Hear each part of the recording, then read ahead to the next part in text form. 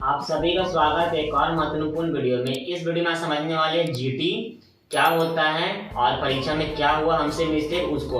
तो पूरे वीडियो को अंत तक देखिएगा। वीडियो पसंद आए तो लाइक कीजिएगा, शेयर कीजिएगा हर एक माइनिंग के स्टूडेंट तक। और ये वीडियो बेसिकली माइनिंग के स्टूडेंट के लिए ही होने वाला, मगर जिनको जानना जीटी क्या होता वो इस वीडियो को पूरा अंत तक देख सकते हैं। बाद में पूछिएगा जीटी क्या होता, हम आपको ये वीडियो का सजेशन आपको बाद में देने वाले हैं। चलिए समझते हैं इस वीडियो के बारे में।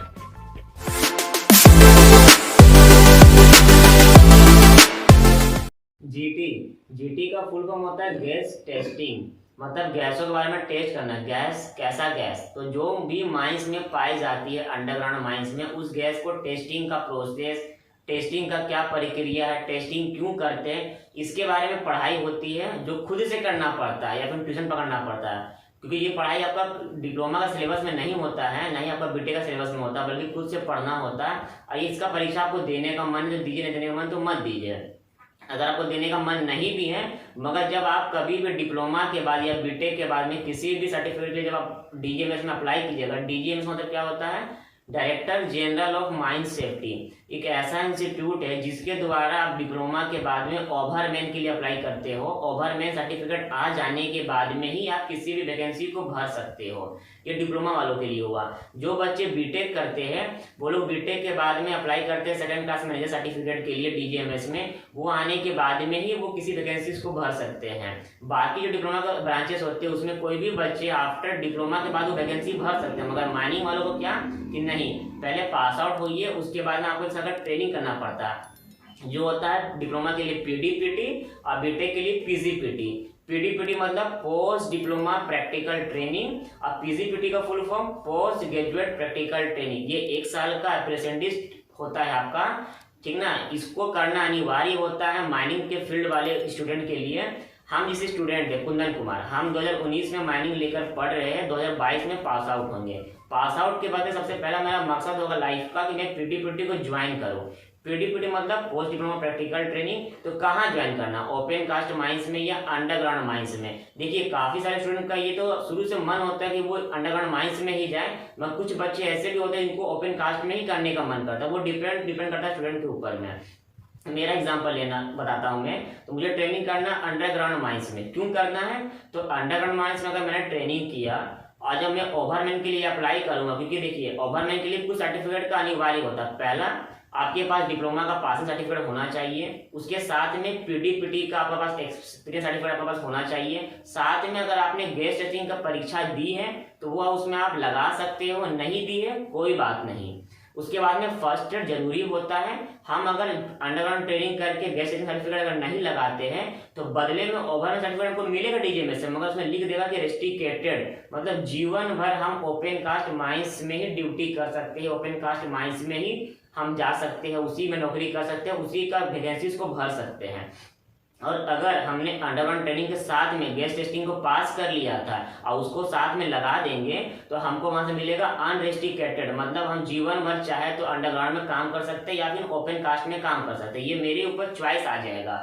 इसलिए बच्चे जीटी की परीक्षा को डिप्लोमा पढ़ते पढ़ते या फिर पीडीपीटी कंप्लीट करने से पहले देना चाहते हैं। ठीक है, ये तो होगी बात। अगर आप ओपन कास्ट में पीडीपीटी करते हो और जीटी को लगा भी दीजिएगा तब आपको बदले में रेस्ट्रिक्टेड सर्टिफिकेट ही मिलेगा, क्योंकि रेस्ट्रिक्टेड सर्टिफिकेट उनके लिए है जो ओपन कास्ट ट्रेनिंग करते हैं या जो जीटी नहीं देते हैं। और अनरेस्ट्रिक्टेड सर्टिफिकेट के लिए अनिवार्य कि आपके पास जीटी भी होना चाहिए और अंडरग्राउंड ट्रेनिंग साथ में होना चाहिए। ये तो हो गई बात। उसके बाद जब आप ओवरमैन जब बन जाएगा, किसी भी वैकेंसीज को भरिएगा, फॉर एग्जाम्पल कोई बच्चे ने ओपन कास्ट से ट्रेनिंग किया पीडीपीटी, उसके पास गैस स्टेशन सर्टिफिकेट है भी, मगर जब वो अप्लाई किया उसको बदले में रेस्ट्रिक्टेड सर्टिफिकेट, और जीवन में कभी वैकेंसी आएगा तो आप ओपन कास्ट के लिए भर सकते हो, क्योंकि वैकेंसी वाले को जीटी चाहिए। किसी वैकेंसी को भरने के लिए आपके पास जीटी होना ही चाहिए। उसको नहीं मतलब है कि आपने पीडीपीटी कहाँ से किया, ओपन कास्ट से किया, अंडरग्राउंड से, उसको जीटी उस समय चाहिए। तो उस समय आपको लाकर देना ही पड़ेगा परीक्षा देके। इसलिए बच्चे चाहते हैं कि हम डिप्लोमा पढ़ते पढ़ते एग्जाम दे दे या पास आउट के बाद में तुरंत दे दे। पर ऐसा नहीं कि फर्स्ट ईयर में आए हम जीटी को भर सकते हैं। जीटी का भी कुछ अलग होता है। जीटी का क्या कहना है कि जीटी परीक्षा वही भर सकते हैं जिनके पास एलएच सर्टिफिकेट होगा। एलएच मतलब लैंप हैंडलिंग सर्टिफिकेट अगर उनके पास है तो वो जीटी का परीक्षा को भर सकते हैं। साथ में आपका कम से कम उम्र 20 साल होना चाहिए। साथ में आपके पास मेडिकल सर्टिफिकेट होना चाहिए कि आप फिट हो, करेक्टर सर्टिफिकेट आपको अच्छा होना चाहिए, ये सब सर्टिफिकेट रहेगा तो आप जीटी को भर सकते हो। पास होइएगा फेल होगी वो बात की बात है, भरने के लिए कम से कम 20 साल की उम्र सीमा, एलएच का certificate, medical certificate, character certificate, जैसे कि आपको डिस्प्ले में शो हो रहा था, ये 4 चीज अगर आपके पास है तो आप भर सकते हो। साथ में आपको मैट्रिक पास होना अनिवार्य है। अब बात कर लेते हैं कि जीटी में मैं क्यों फेल हुआ। देखिए, हमसे पहले जब तक जीटी होता था, मतलब 2021 में जो परीक्षा 29 दिसंबर को हुई, इससे पहले जब भी जीटी होती थी, इसका क्या था प्रोटोकॉल कि आपका जीटी का परीक्षा इंटरव्यू बेसिस पर होगी। मतलब एक रूम में आपसे परीक्षक पूछेंगे आपसे प्रश्न और आपको उसका उत्तर देना और उसी पे आपको वो नंबर देंगे और उसी में पास या फेल कहलाओगे। पहले भी परीक्षा का नंबर था 50 नंबर, जिसमें परीक्षा संभालना अनिवार्य होता था।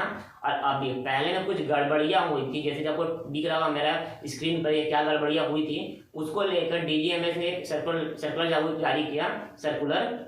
उसमें ये साफ साफ कहा कि गैस टेस्टिंग की परीक्षा अब आपकी सीबीटी फॉर्म में होगी। सीबीटी का मतलब कंप्यूटर बेस्ड टेस्ट, ये ओएमआर शीट नहीं होता कि ओएमआर शीट में बोल के नहीं, बल्कि कंप्यूटर में टेस्ट होगा आपका, जो ऑनलाइन के तौर पर होगा। इसके लिए ऑनलाइन फॉर्म भरवाया गया था, मैंने भरा तो मेरा एडमिट कार्ड आया, मैं परीक्षा में बैठने गया। 50 नंबर का मेरे पास प्रश्न आया था, 25 नंबर लाना अनिवार्य था। मेरे से गलती क्या हो गया कि मैं 30 नंबर ला दिया। मैं 50 में 30 सही किया और मुझे मालूम था कि मैंने 30 नंबर का सही प्राप्त किया, मैं जीटी पास हूँ। हम क्या किए कि 10 क्वेश्चन एक्स्ट्रा टिक कर दिए और हमको ये लगा कि नहीं, अगर 10-12 क्वेश्चन टिक कर देते तो हो सके 5-6 नंबर आ जाए एक्स्ट्रा। और उसमें नेगेटिव मार्किंग थी मगर 1/4 थी। मेरा किस्मत इतना खराब था कि मेरा पूरा का पूरा जो हम 30 प्लस टिक मारे थे वो पूरा गलत हो गया, जिसके कारण से मेरा नंबर कट कर 21.5 नंबर आ गया। इसी कारण से हम जीटी फेल हो गए। तो अगली बार जब मैं परीक्षा दूंगा तो मैं ये प्रयास करूंगा कि 25 प्लस नंबर लाना है और उतना ही सही टिक मार के मुझे आना जितना मुझे आता है।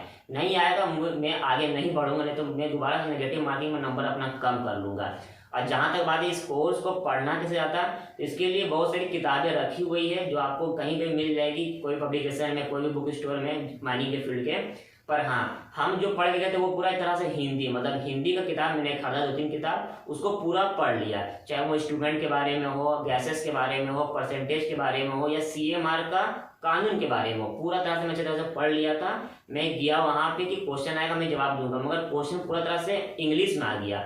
तो इंग्लिश में मैंने ट्राई किया मगर कुछ लाइन्स या कुछ इस तरह का स्टेटमेंट था जिसको मैं समझ नहीं पाया और उसी में मैं मिस्टेक कर दिया। अगर क्वेश्चन हिंदी में आता तो मैं 50 में 50 लाने की क्षमता अपने अंदर रखता था, ये हमसे मिस्टेक हो गया था। तो आप लोग समझ चुके हो जीटी क्या है। जीटी परीक्षा मतलब गैस टेस्टिंग, ये हर डिप्लोमा स्टूडेंट एप्लीकेशन को देना ही देना पड़ता अगर वो सोच रहे इन फ्यूचर में कभी भी किसी भी सरकारी या प्राइवेट कंपनी में जॉब अप्लाई करने के लिए। उनका साफ साफ कहना कि आप ओवरमैन रहिएगा, साथ में जीटी रहेगा, फर्स्ट एड रहेगा तो आपको हम नौकरी के लिए बुलाएंगे, नहीं रहेगा नहीं बुलाएंगे। उसी प्रकार जो बीटेक के बच्चे हैं उनको ये बोला जाता है कि आप सेकंड क्लास में सर्टिफिकेट आपके पास रहेगा, साथ में जीटी और फर्स्ट एड रहेगा तो बुलाएंगे। अब ये फर्स्ट एड सर्टिफिकेट क्या होता है, कहाँ कहाँ बनता है, ये मैं आने वाले वीडियो में आपको बता दूंगा। इस वीडियो में समझना था कि जीटी क्या होता है। अब जो भी स्टूडेंट को जीटी की तैयारी करना, जिनकी भी उम्र सीमा 19 साल हो चुकी है, वो लोग तैयारी स्टार्ट कर दीजिए, क्योंकि आपको जब 20 साल होगा तो आपको परीक्षा देने का समय आ चुका होगा। साथ में अभी जो एलएच है, मतलब जो एलएच मेरे पास है या जो एलएच अभी तक इस वीडियो को देखने तक वाले का पास होगा, वो एलएच का फॉर्मेट चेंज हो चुका है। अब क्या हो चुका है कि कुछ स्टूडेंट का अफवाह फैला देते हैं कि अरे जीटी तो ऐसे ही मिल जाएगा, जीटी ऐसे ही मिल जाएगा। तो ये बात सही है, जीटी ऐसे मिल जाएगा, मगर किनको, जो बच्चे डिप्लोमा या बीटेक को पास कर चुके हैं, जो डिग्री को एक्सेप्ट कर चुके हैं, उनके पास पासिंग सर्टिफिकेट उनके हाथ में है, उन्हीं को जीटी का सर्टिफिकेट बिना परीक्षा दिए हुए हाथ में मिल जाएगा। मगर कैसे, उसके लिए उनके पास नया फॉर्मेट का एलएच होना चाहिए।